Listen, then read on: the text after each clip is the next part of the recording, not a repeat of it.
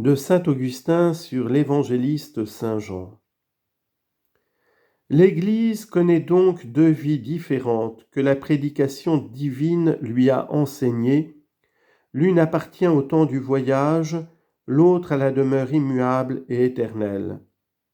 L'une s'écoule dans le travail, l'autre dans le repos, l'une dans la voie, l'autre dans la patrie, l'une dans les œuvres de la vie active, l'autre dans la juste récompense de la contemplation.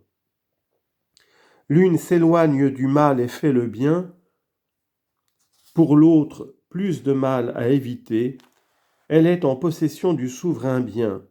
L'une combat contre ses ennemis, l'autre règne sans ennemis, l'une est forte au milieu des afflictions, l'autre ne connaît plus d'affliction. L'une met un frein aux passions de la chair, l'autre est tout entière aux jouissances de l'esprit.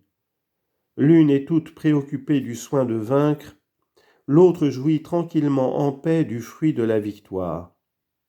L'une reçoit du secours dans ses tentations, l'autre, affranchie de toute tentation, se réjouit au sein même de celui d'où venait son secours.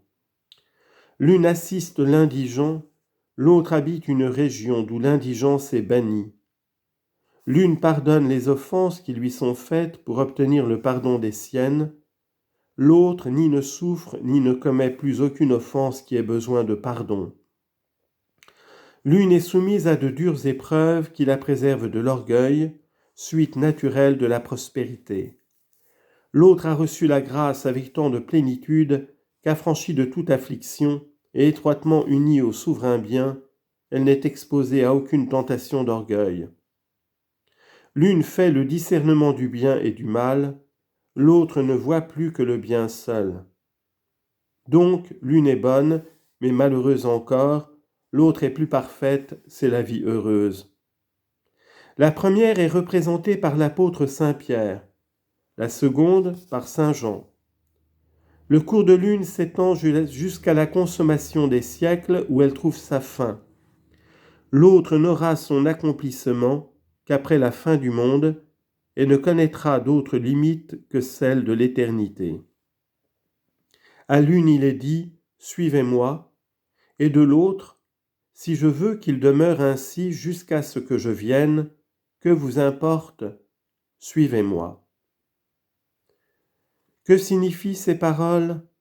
Autant que j'en puis juger et en croire mon sentiment, en voici le sens. Vous, suivez-moi, en supportant à mon exemple les afflictions temporelles, et que celui-ci demeure jusqu'à ce que vienne le mettre en possession des biens éternels. Jusqu'à ce que je vienne le mettre en possession des biens éternels. Ou pour parler plus clairement, encore que la vie active me suive dans la voie de la perfection, en imitant l'exemple que je lui donne dans ma passion, et que la vie contemplative qui ne fait que commencer ici-bas attende que je vienne lui donner toute sa perfection.